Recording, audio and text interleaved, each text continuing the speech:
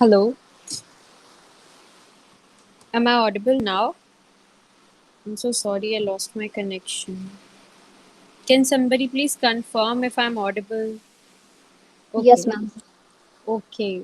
So, everybody has the mock questions, right? Because I don't think I can stream right now. So, सबके पास questions है ना? Question वाला document या link या मैं share करूँ?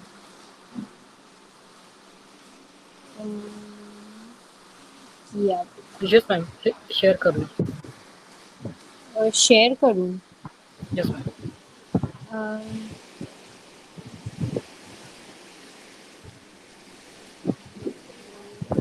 Give me a minute.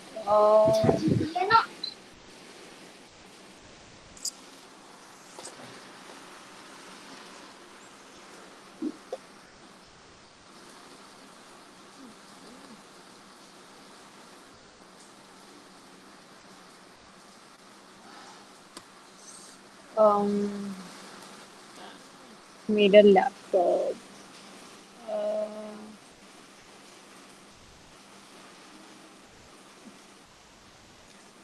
I think आप लोगों के पास क्वेश्चंस होंगे राइट इंग्लिश के मॉक क्वेश्चंस नहीं है क्या क्योंकि आप लोग मॉक दे चुके हो ना मॉक 2 के क्वेश्चंस डिस्कस करने वाली हूँ मैं तो आई थिंक वो आपके क्लासरूम में अपलोड ऑलरेडी होगा आप लोग देख सकते हो वो mock questions hello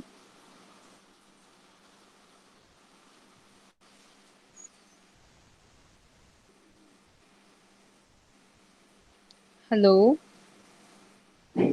Yes, ma'am.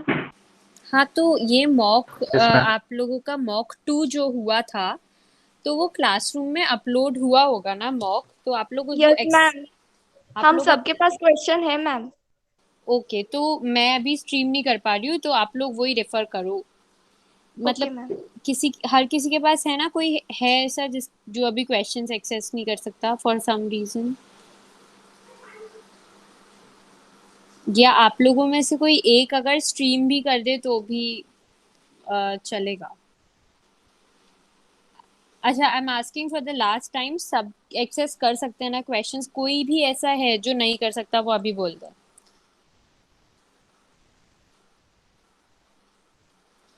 Okay okay so I am assuming सब एक्सेस कर सकते हैं okay we'll start with the first passage आप लोग ये ऑलरेडी सॉल्व कर चुके होंगे आई बिलीव है ना तो सीधे मैं आंसर्स डिस्कस करती हूँ 1 सेकेंड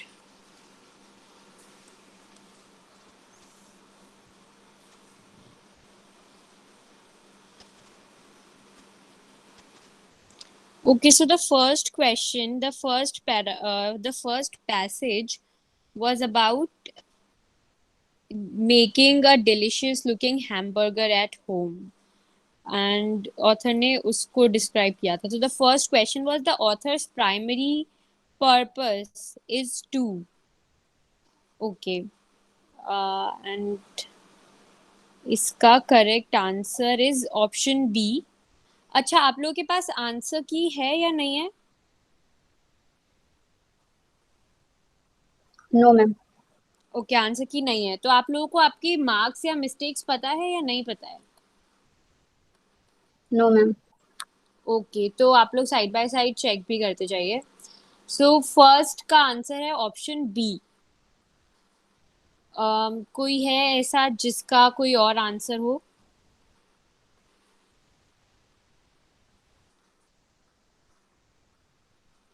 सबका आंसर ऑप्शन बी है मैम ऑप्शन बोला आपने? क्वेश्चन नंबर 1 का आंसर इज ऑप्शन बी कोई है जिसका कोई और ऑप्शन हो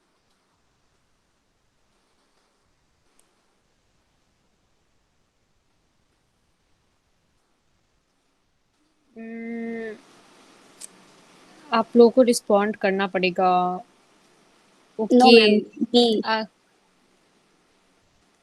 गौरी आपको लगता है सी है क्या आंसर आपको क्लियर करवाऊं doubt Gauri. Okay. So, Gauri, if you think the answer is C, so the question is about author का प्राइमरी कंसर्न क्या है. ऑप्शन बी कहता है कि ऑथर एक्सप्लेन कर रहा है how fast food companies make their food look delicious. Option C बताता है रीडर्स को वो सिखा रहा है कि how to make delicious looking food at home. So अगर हम देखें तो पैरा 1 में ऑथर ने बहुत सारे क्वेश्चंस दिए कि how to keep a hamburger looking delicious. तो इससे आपको लग सकता है कि आंसर ऑप्शन सी है. बट पैरा 2 में ऑथर बता रहा है कि प्रॉब्लम यही है कि फास्ट फूड कंपनीज एडवर्टाइजमेंट्स के लिए कितना ज़्यादा वरी करती हैं. ऑथर एक्सप्लेन करता है कि वो कंडीशंस यूज करती हैं फोटोशूट से जिससे फूड पोटेंशियल कंज्यूमर्स को अपीलिंग लग सकता है या फिर अनअपीलिंग लग सकता है. तो ऑथर 3 से 5 पैराग्राफ में भी बता रहा होता है स्टेप बाय स्टेप कि फूड स्टाइलिस्ट का फंक्शन क्या है. फूड स्टाइलिस्ट कैसे खाने को एक पर्टिकुलर तरीके से दिखाते हैं जिसकी वजह से वो सुंदर दिखता है. Therefore option B is the correct option because वो पूरे पैराग्राफ में ये बता रहा है कि फास्ट फूड कंपनीज कैसे खाने को सुंदर दिखाती हैं, खाने को अपीलिंग दिखाती हैं जिससे लोग ज्यादा खरीदे. वो जो आपको ऑप्शन सी लग रहा है ना वो सिर्फ और सिर्फ फर्स्ट पैराग्राफ की वजह से लग रहा होगा जिसमें ऑथर ने थोड़ा सा हिंट किया है कि फूड को अपीलिंग कैसे दिखाएं. समझ रहे हो? क्लियर हुआ डाउट? Okay cool. अब moving on to the next question. Next question is about according to the passage fast food companies use things like glue, glycerine on hamburgers that appear in advertisements because no one actually has to eat the food used in the commercial. Second, it is important that people who see those advertisements would pay for the food being advertised. Third, filming a commercial or a print can take a very long time. Clearly, इस question का answer सी होगा. सी. हाँ. कोई है ऐसा जिसका कुछ और है option?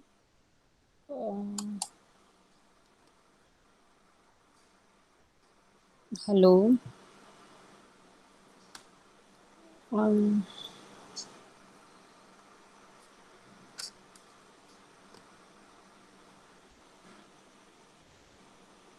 Okay, everybody thinks the answer is C. Let's move on to the next question. Next question is, as used in paragraph 2, something is edible if it can be safely eaten, looks delicious, seems much smaller in real life, taste good. इसका answer बिना paragraph पढ़े भी obvious होगा कि something is edible if it can be safely eaten. Edible वही खाना होता है जो हम खा सकते हैं. एडिबल ऑयल्स होते हैं, एडिबल फूड होता है. एडिबल मतलब वो खाने लायक है. तो वो एक ह्यूमन बीइंग के खाने के लिए सेफ है, फीजिबल है, वो खा सकता है एक ह्यूमन बीइंग. किसी को डाउट इस क्वेश्चन में? देखो अगर आप बोलोगे नहीं तो आपके डाउट्स भी सॉल्व नहीं होंगे.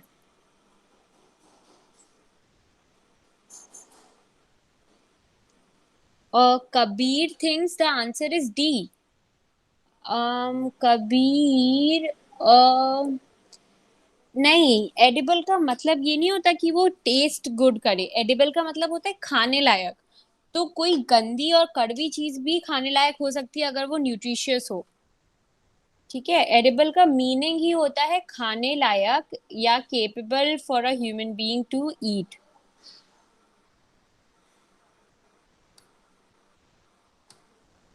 Give me a second. Ma'am हाँ हाँ मैम हाँ. ऑप्शन बी क्यों नहीं है?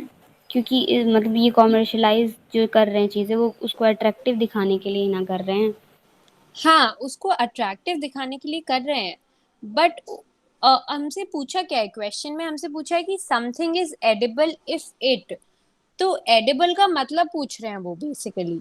और एडिबल का मतलब होता है जो खाने लायक हो, खाने के लिए सेफ हो. तो डिलीशियस भी हो सकता है वो, बट एडिबल का प्राइमरी मीनिंग, एडिबल का मेन मीनिंग होता है कि खाने लायक हो। समझे? Yes ma'am, thank you. Okay. Okay, Kabir says D for the previous one. All right. Kabir, आपको कुछ डाउट है क्या अभी?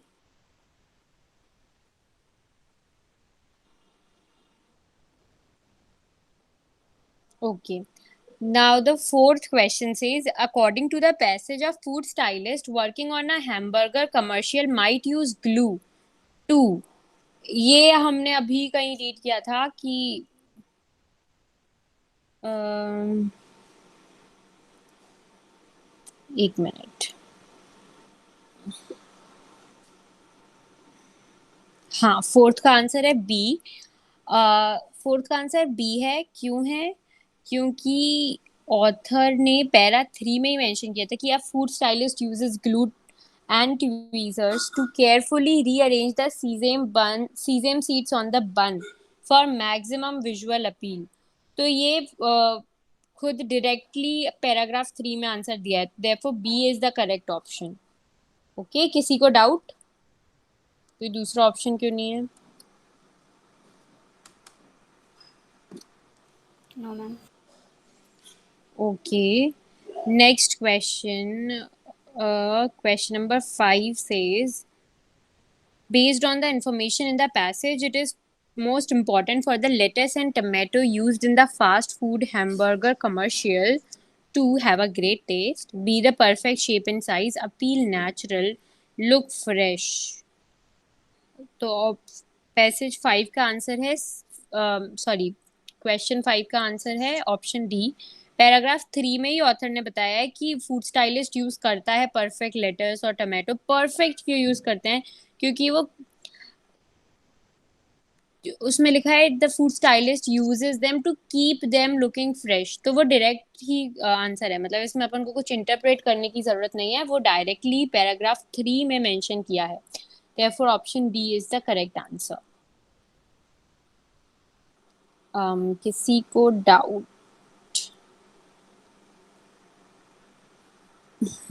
Okay. Now, question number 6 is, imagine that the author decides to change this passage so that it talks about a cheeseburger instead of a hamburger. Assume that the cheese goes directly on the top of the hamburger patty. If the author wants to include a paragraph about how the food stylist designs the cheese and places it on the meat patty, this new paragraph would best fit into the paragraph between. Okay.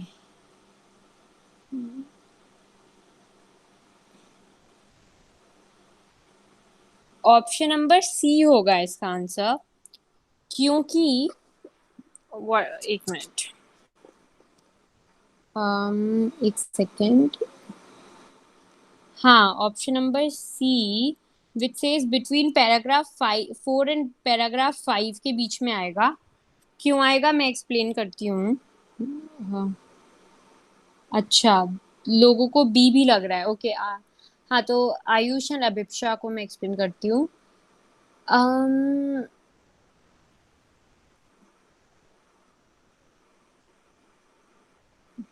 Okay, so option B इसलिए नहीं होगा क्योंकि पहले हमें बताना है कि hamburger patty बनी कैसे है। पहले हम वो बताएंगे, फिर हम बताएंगे कि उसके ऊपर चीज कैसे डालना है। तो इसलिए पैराग्राफ नंबर 4 जो बात कर रहा है हैमबर्गर बन बनाने की, एंड पैराग्राफ नंबर 5 जो उसके ऊपर की लेयरिंग की बात कर रहा है। तो ऐसे ही अगर वो चीज बर्गर है तो हम पहले बात करेंगे कि वो पैटी बनाए कैसे, जो कि पैराग्राफ नंबर 4 होगा, और फिर हम बात करेंगे कि उस पे चीज डालें कैसे, जो कि पैराग्राफ नंबर 5 होगा। तो इसलिए ऑप्शन सी होगा। बी इसलिए नहीं होगा क्योंकि हम पहले चीज डालना नहीं बता सकते, पहले हमें बताना पड़ेगा कि वो पैटी जो है चीज बर्गर की, वो कैसे बनी है। ठीक है, क्लियर हुआ? किसी को अभी भी डाउट है?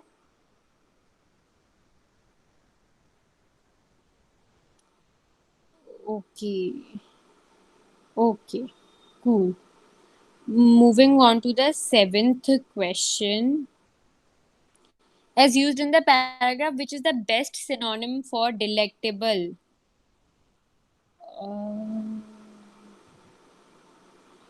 हाँ, सो बेस्ट सिनोनिम डिलेक्टेबल का मतलब क्या होता है? डिलीशियस या फिर अपीलिंग, बहुत प्लीजिंग हो, बहुत अच्छी हो कोई चीज, तो डिलेक्टेबल का एडजेक्टिव होगा option D, which is delicious. हाँ, ए नहीं होगा क्योंकि ए इज डिस्गस्टिंग। तो आयुष, आपने तो बहुत ज्यादा ऑपोजिट और कॉन्ट्रडिक्टरी सजेस्ट किए हैं, ऑप्शन ए और डी, बट डिस्गस्टिंग नहीं होगा। डिस्गस्टिंग उसका एंटोनिम हो जाएगा, सिनोनिम में ऑप्शन डी ही होगा।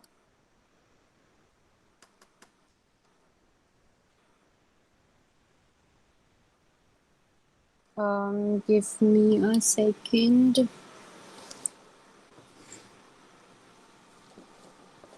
Okay, moving on to the next question.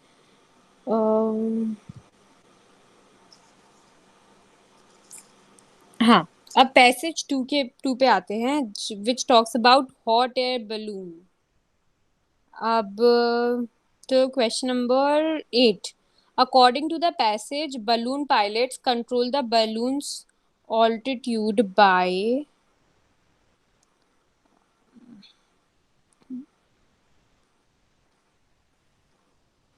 controlling the up and down movements of the hot air balloon।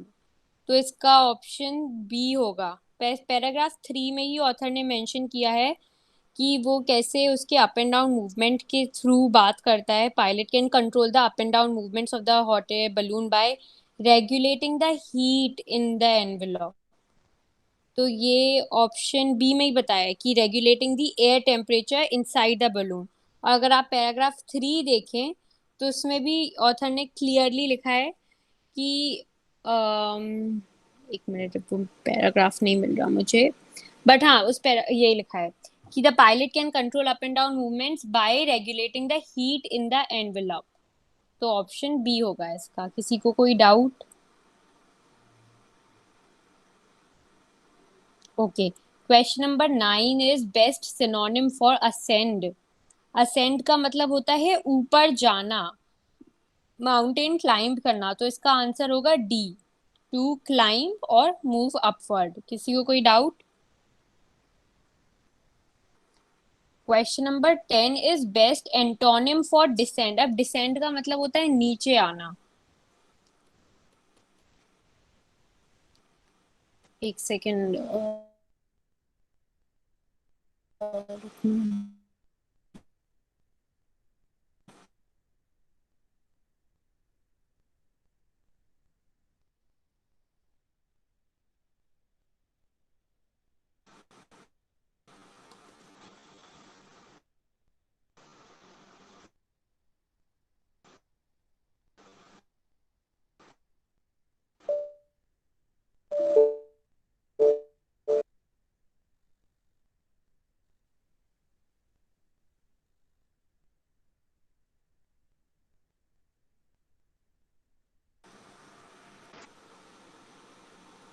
Saurabh, I can't share my screen, I am constantly trying.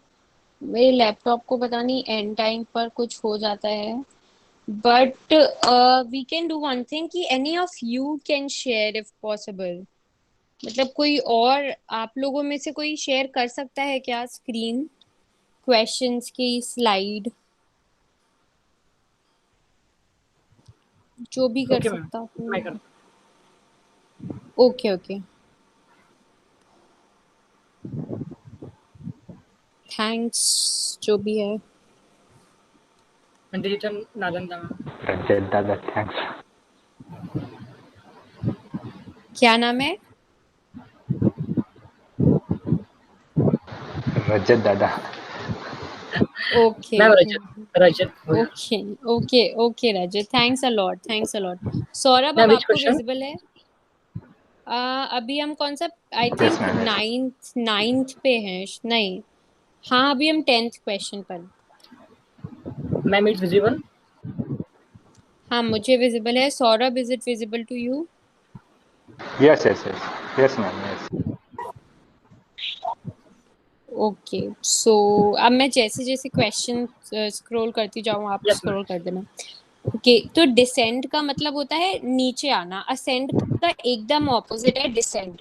तो इसका correct answer, और अब इसका antonym पूछ रहा है, मतलब डिसेंड का ऑपोजिट ही पूछ रहा है वो। तो डिसेंड का मतलब होता है नीचे आना, उसका एंटोनिम होगा ऊपर जाना, जो कि ऑप्शन सी ही है, राइज। ओके अब question number 11, according to the author wicker is comfortable, light weight, durable. तो इसका आंसर है ऑप्शन बी।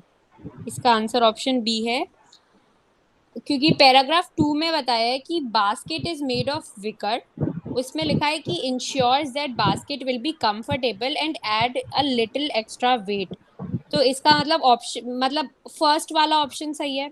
फिर बता रहा है कि वी अगर अब ये सोचो आप कि अगर बास्केट लाइट वेट है तो उसका मतलब है विकर जो है वो लाइट वेट मटेरियल का बना है। इसका मतलब ऑप्शन 2 भी सही है। Rajat can you mute yourself? Rajat Yes, ma'am. आपका माइक अनम्यूट है। विकर आयुष, विकर एक क्लॉथ होता है जिससे, जो hot air balloon, give me a second. Rajat आपका माइक अभी भी अनम्यूट है, आई थिंक डिस्टरबेंस हो रहा है उससे।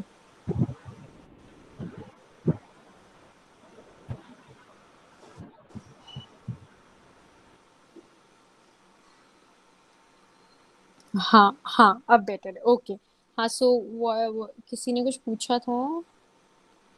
हाँ विकर, आयुष, विकर. विकर एक वुडन मटेरियल टाइप, हाँ विकर एक वुडन मटेरियल टाइप होता है जो काफी सारी चीजें बनाने में यूज होता है। मोस्ट कॉमन आपने बास्केट्स देखी होंगी, जो लकड़ी की बहुत ही लाइट वेट बास्केट्स छोटे मोटे काम के लिए यूज करते हैं, कई जगह देखी होंगी, बहुत ही कॉमन होती है।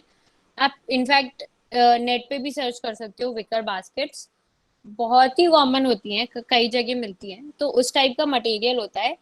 तो ये जो हॉट एयर बलून है उसका जो नीचे का पोर्शन है, जहाँ पे सामान रख सकते हैं, वो विकर का बना हुआ होता है, जो ऑथर ने पैराग्राफ 2 में बताया है, which makes the basket very comfortable. और उसमें बहुत कम वेट यूज, मतलब कम वेट देता है उसकी वजह से। अगर इसमें लिखा है कि वो लाइट वेट होता है, मतलब इसमें लिखा है कि उसकी वजह से बहुत ही कम वेट ऐड होता है अपने बलून में। अब अगर बहुत कम वेट ऐड होता है बलून में, इसका मतलब वो मटेरियल लाइट वेट है। तो हम ऑप्शन 1 एंड 2 इन्फर कर सकते हैं इस चीज से। बट कहीं भी ऑथर ने मेंशन नहीं किया कि वो ड्यूरेबल होता है या लॉन्ग लास्टिंग होता है। तो हमको ऑप्शन 3 के सही होने का अंदाजा नहीं है, इसलिए 11th का करेक्ट आंसर होगा option B, that is only first and second statements are correct. अब किसी को कोई doubt?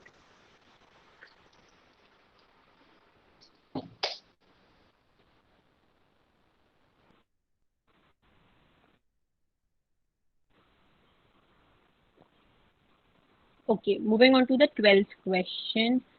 Um, okay. If the hot air balloon pilot wants to change directions during flight, what might he or she do to accomplish this? Question number 12. Okay तो इसमें है एक paragraph number, अच्छा last paragraph में बताया कि sometimes a pilot can control the direction that the balloon flies while in flight. तो pilot control कर सकता है बलून का डायरेक्शन उड़ते टाइम भी। This is because the air above the ground is sectioned into layers in which the direction of the wind may be different.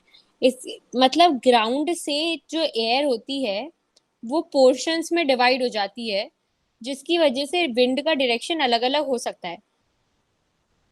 तो अब एक बार पायलट हॉट एयर बलून में बैठ जाए उसके बाद वो डायरेक्शन चेंज नहीं कर सकता है, बट वो अलग अलग एयर की लेयर में जा सकता है। तो वो ऊपर और नीचे की लेयर में जा सकता है, जिससे वो अपना डायरेक्शन चेंज कर सकता है.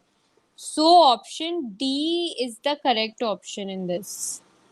Option D is हाँ, कि fly higher. हाँ, तो वो डायरेक्शन चेंज करने के लिए हायर फ्लाई कर सकता है. इनफैक्ट वो लोअर फ्लाई भी कर सकता है, पर इधर उधर भाग नहीं सकता. समझ रहे हो? मतलब वो लेयर्स अलग अलग हो जाती है. नीचे लेवल्स मान लो, लेवल 1, लेवल 2, लेवल 3. तो वो लेवल 2 पे है अगर, तो वो लेवल 3 पे जा सकता है, लेवल 1 पे जा सकता है, बट वो लेफ्ट या राइट में नहीं जा सकता है. क्लियर? किसी को कोई डाउट? ओके, कबीर, शायद आप. Okay. Okay. Question number 13. Using the passage as a guide, it can be inferred that which of the following statements is not true? Air goes up and out of the chimney.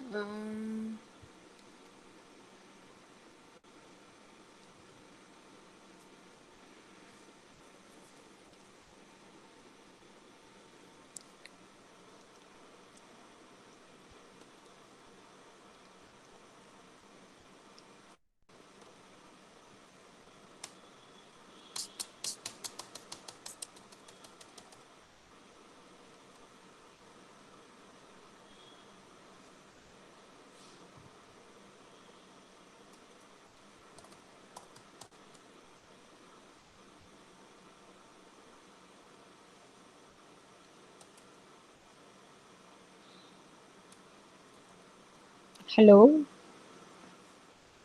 Am I audible? I think. Yes, ma'am. हाँ, okay okay, sorry. हाँ, तो क्या बोल रही थी मैं? हाँ, so इसका करेक्ट आंसर होगा ऑप्शन नंबर बी, क्योंकि पैराग्राफ 1 में हमसे बोला गया है कि hot air rises and the cold air false.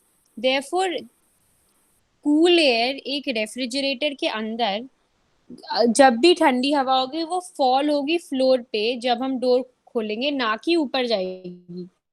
Paragraph 1 में लिखा है हॉट एयर ऊपर जाती है और कूल एयर नीचे जाती है. तो जैसे ही हम रेफ्रिजरेटर खोलेंगे तो कूल एयर नीचे आएगी, ना कि ऊपर जाएगी. This means option number B is not true. जब भी फायर होती है तो चिमनी के इनसाइड की जो एयर होती है वो हॉट होती है, तो वो हमेशा ऊपर जाके चिमनी से बाहर निकलती है, ना कि नीचे अंदर घुसती है. तो यही है. Option number B is the correct answer. Okay.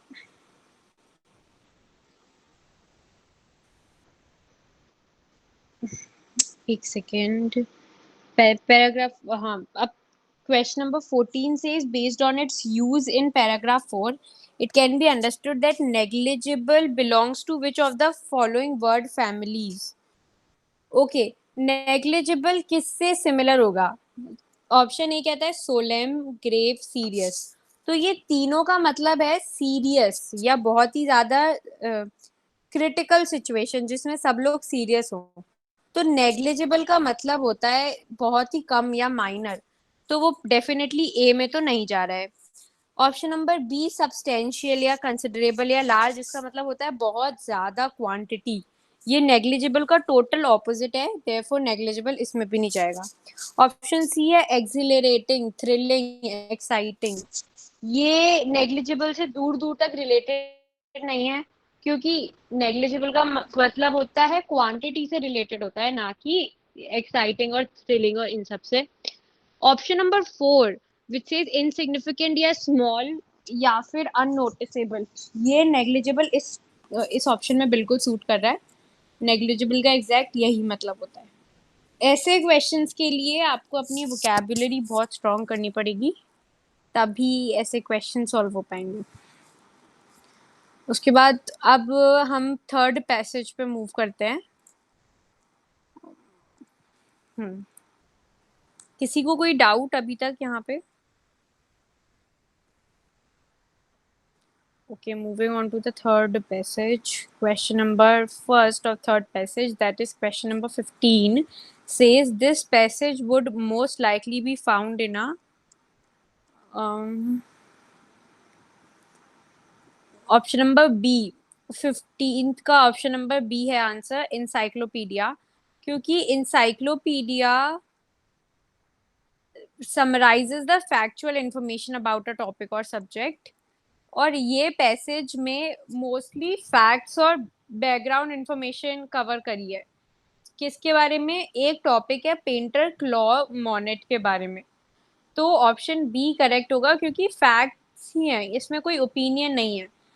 Newspapers, magazines, blogs, ये सारे करंट इवेंट्स पे फोकस करते हैं और जनरली इनमें ओपिनियन बेस्ड होता है। यहाँ इंसाइक्लोपीडिया में प्योर फैक्चुअल डेटा दिया जाता है, और जो कि इसमें दिया गया है। तो ऑप्शन नंबर बी इसका सही आंसर होगा।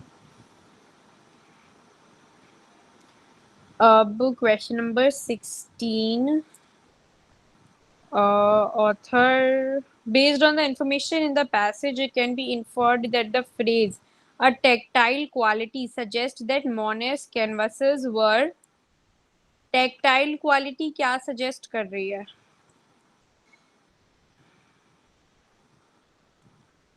tactile quality बता रही है, एक सेकेंड,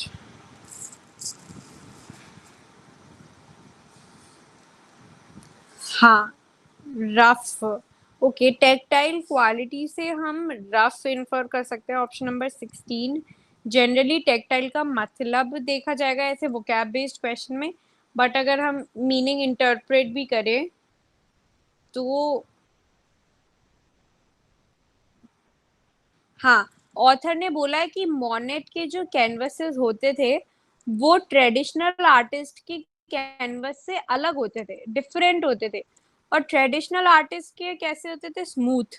तो मोनेट का जो टेक्टाइल क्वालिटी है वो स्मूथ तो हो नहीं सकती है, क्योंकि वो ट्रेडिशनल के ऑपोजिट है, और ट्रेडिशनल स्मूथ होते हैं, तो स्मूथ एक आंसर नहीं है। और ऑथर ने ये भी बोला कि टेक्सचर जो ब्रश स्ट्रोक्स का होता है वो वो टेक्टाइल क्वालिटी की वजह से आता है। इन डिटेल से अपन इन्फर कर सकते हैं कि मोनेट के जो थिक ब्रश स्ट्रोक्स होते थे वो स्मूथ सरफेस नहीं बल्कि एक rough rough textured surface create कर देते थे। एंड यही मतलब होता है एक टेक्टाइल क्वालिटी के सरफेस का। किसी को डाउट? तो इसका आंसर तो डी होगा।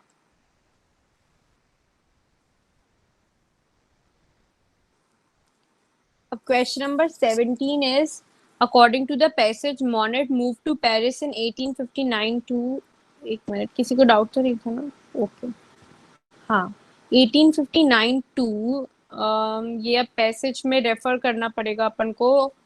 हाँ, 1859, ऑथर ने लिखा है कि 1859 में Monet moved at the age of 19, Monet moved to Paris to become a professional artist. In this sentence author ने रीजन आइडेंटिफाई किया है कि एक प्रोफेशनल आर्टिस्ट बनने के लिए उसने मूव किया, therefore option C is the correct answer.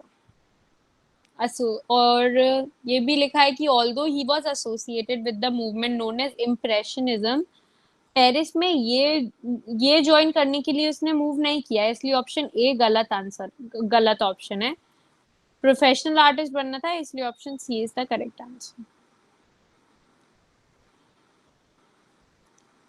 Question number 18 is, the tone of the passage can be best described as, हाँ, अगर हम, अब ये तो हमने पहले ही क्वेश्चन में डील कर लिया था जब इंसाइक्लोपीडिया वाला था। अब अगर वो फैक्चुअल है तो वो इंसाइक्लोपीडिया में आएगा, और टोन भी कैसी है? फैक्चुअल होगी। हाँ, करेक्ट कबीर। कोई? Hello ma'am. हाँ, हेलो। मैम मैं स्क्रीन शेयर नहीं कर सकता, यहाँ पे बहुत बारिश आ रही है, तो मैम मैं लीव कर रहा था थोड़ी देर के लिए। नहीं, सॉरी। लीव मत करो आप, वो बंद कर दो। अच्छा, हाँ, अगर आपको अर्जेंटली जाना है हाँ तो आप मैम, जा बहुत सकते बारिश आ रही है इधर, इसलिए। हाँ हाँ हाँ, बिल्कुल बिल्कुल, नो प्रॉब्लम।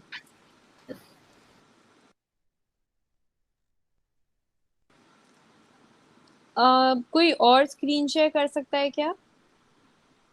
या सौरभ, आप डॉक्यूमेंट खोल सकते हो क्या?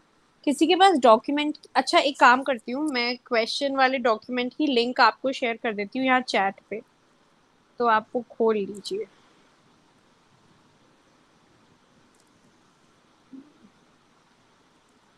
जिसके पास भी एक्सेस नहीं है वो ये लिंक पे क्लिक कर दी, ये लिंक पे क्लिक करके आप देख सकते हो। सौरभ ये फोन पे भी खुल जाएगा। तो ये डॉक्यूमेंट आप खोल के आप मतलब आप खुद के लिए रेफर कर लो जब तक मैं पढ़ा रही हूँ।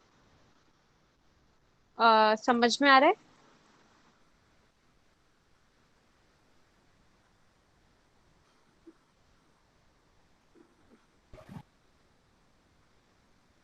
ओके।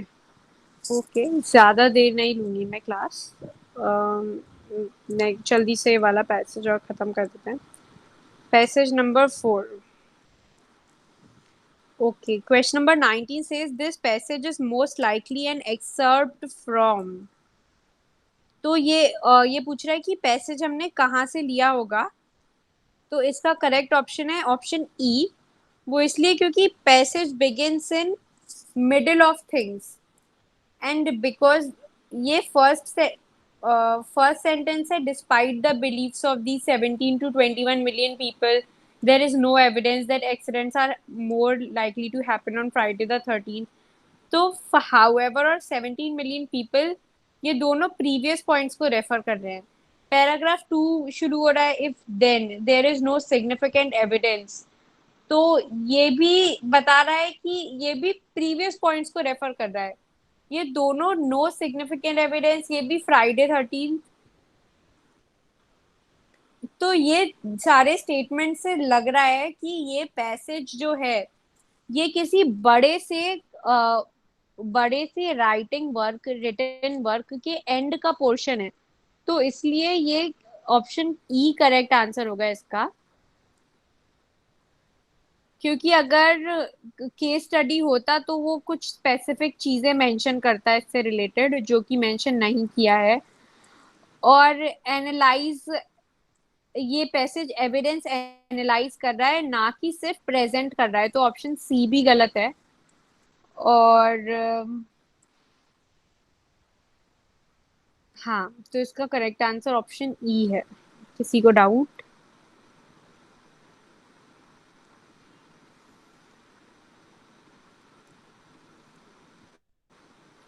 हाँ। अब हम क्वेश्चन, एक मिनट। अब question number 20। Based on the information in the passage, it can be inferred that an earlier section of this passage likely इसका करेक्ट आंसर है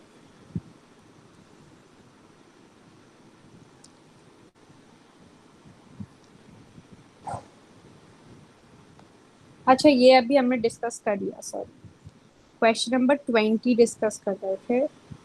क्वेश्चन नंबर, हाँ, डिस्कस लाइटली। एक मिनट, ये शायद गलत है। टोन ऑफ द पैसेज वाला question था।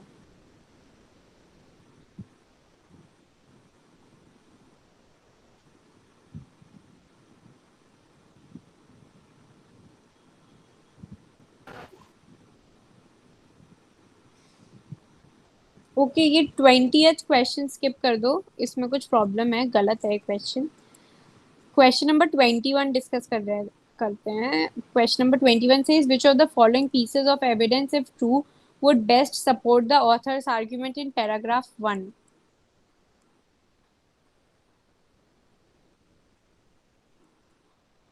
So, which of the following pieces of true would best support the author's argument in paragraph 1 पूछ रहा है वो। तो इसका करेक्ट आंसर है सी।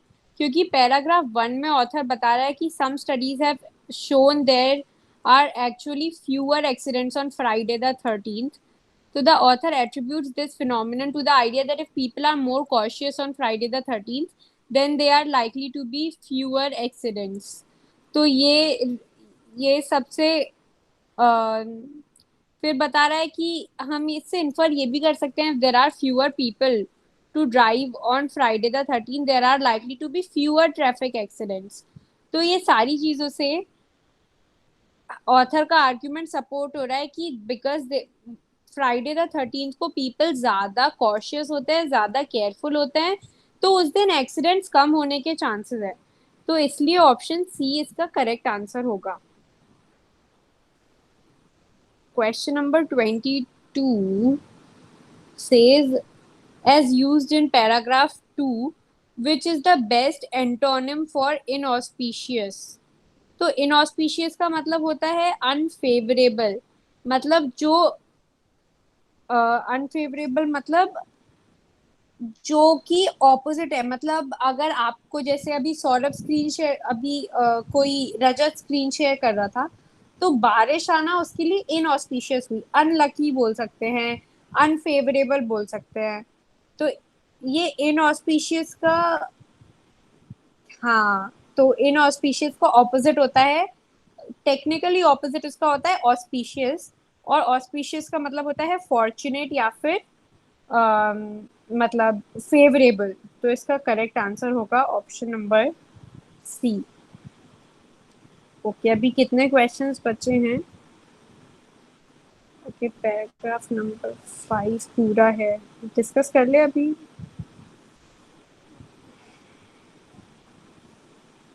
ओके, अभी मैं ओके अभी कर लेते हैं डिस्कस। बाय द वे, कुछ लोगों ने क्लास लीव कर दी, क्या गौरी नहीं दिख रही? Did she leave? Okay, she might have left.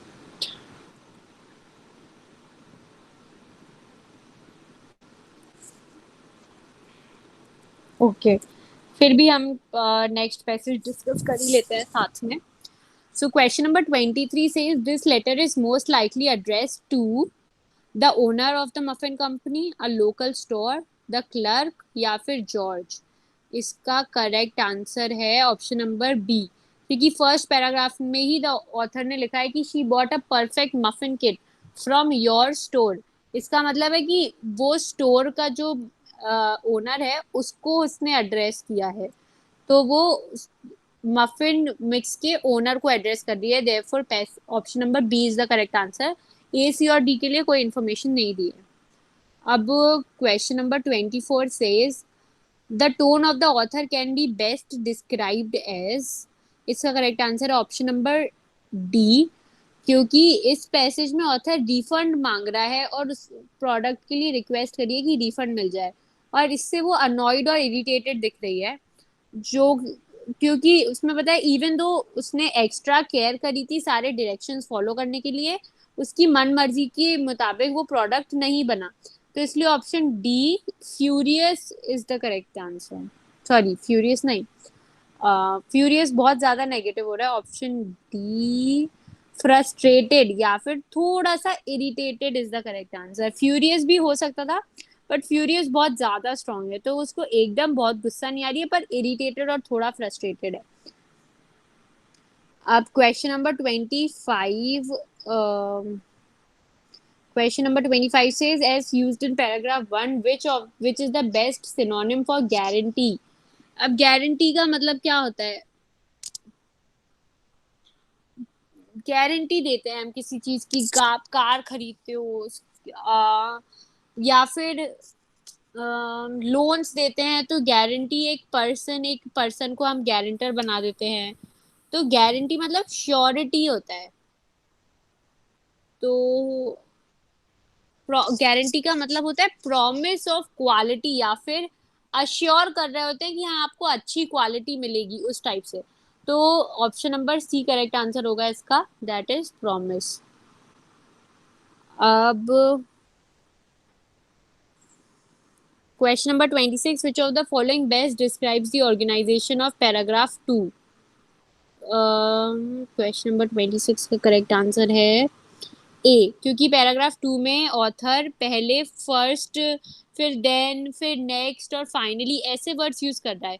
ऐसे वर्ड्स हमेशा टाइम के इवेंट्स को डिस्क्राइब करने के लिए करते हैं। अगर हम डिस्कस करें कि आज क्लास में क्या हुआ, तो हम डिस्कस करेंगे पहले मैम ने पैसेज 1 डिस्कस किया, फिर हमने पैसेज 2 डिस्कस किया, फिर पैसेज 3 डिस्कस किया। अगर हम फिर या फिर देन टाइप के वर्ड्स यूज कर रहे हैं, इसका मतलब हम टाइम के अकॉर्डिंग चल रहे हैं, मतलब क्रोनोलॉजी मतलब टाइम के अकॉर्डिंग, टाइमलाइन के थ्रू चल रहे हैं। तो इसका करेक्ट आंसर है option number A, author chronologically describe कर रहा है। अब question number 27 is, it can be understood that the author is disappointed by the product because, option number B है, because perfect muffin kit guarantee करता है कि उसका प्रोडक्ट बिल्कुल परफेक्ट मफिन प्रोड्यूस करेगा, पर ऑथर की मफिन परफेक्ट नहीं है और बल्कि वो बहुत ही टेरेबल है, और ये ऑथर का ओपिनियन है।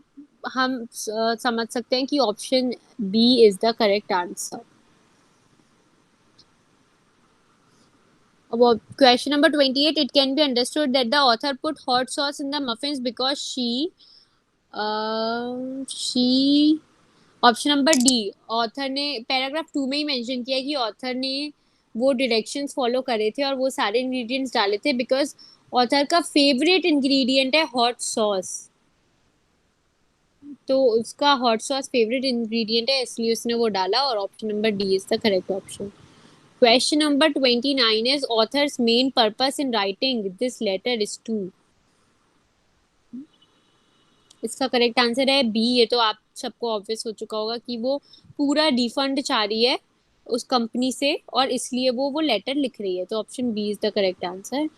Question number 30 is, which of the following words best describes the author, तो हम इसका आंसर है सी, क्योंकि ऑथर में कॉमन सेंस नहीं है। इवन तो ऑथर काफी केयरफुल है, उसने सारा ध्यान रखा है, सारी प्रोसेस को फॉलो किया है, फिर भी वो इतना ज्यादा उसमें कॉमन सेंस नहीं है कि हॉट सॉस जो कि एक स्पाइसी चीज होती है वो एक मफिन जैसी मीठी डिश में बिल्कुल भी सूट नहीं करेगा, तो इसलिए option number C is the correct answer.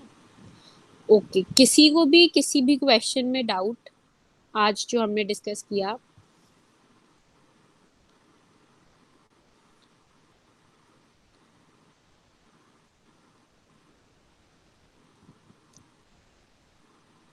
Okay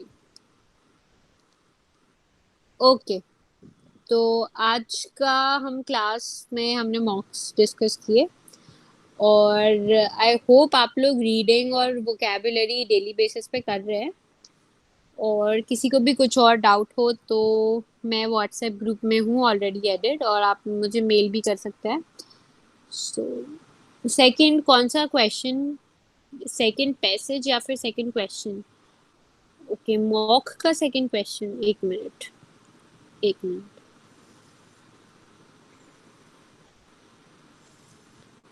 okay, so second question talks about, हाँ, तो इसका आंसर मैंने क्या बताया था,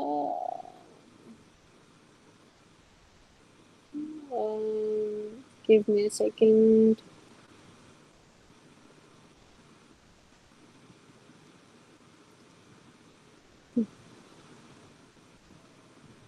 सेकंड का आंसर सी है, सेकंड एंड थर्ड ओनली।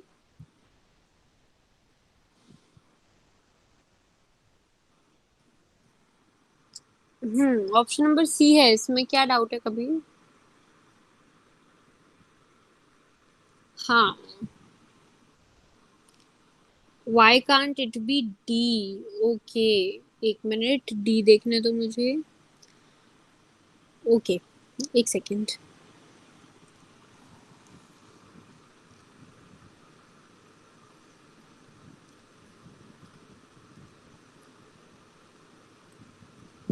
हाँ, इसका सबसे क्लियर आंसर यही है कि, अच्छा, वैसे कायदे से बात सही है कि कोई भी वो खाता नहीं है वो खाना, इसलिए वो ग्लू यूज करता है उस पे लगाने के लिए, बट ऐसा कहीं भी आप अगर पैसेज रीड करोगे ऐसा कहीं पर भी ऑथर ने मेंशन नहीं किया है कि कोई खाता नहीं है इसलिए ग्लू लगाते हैं।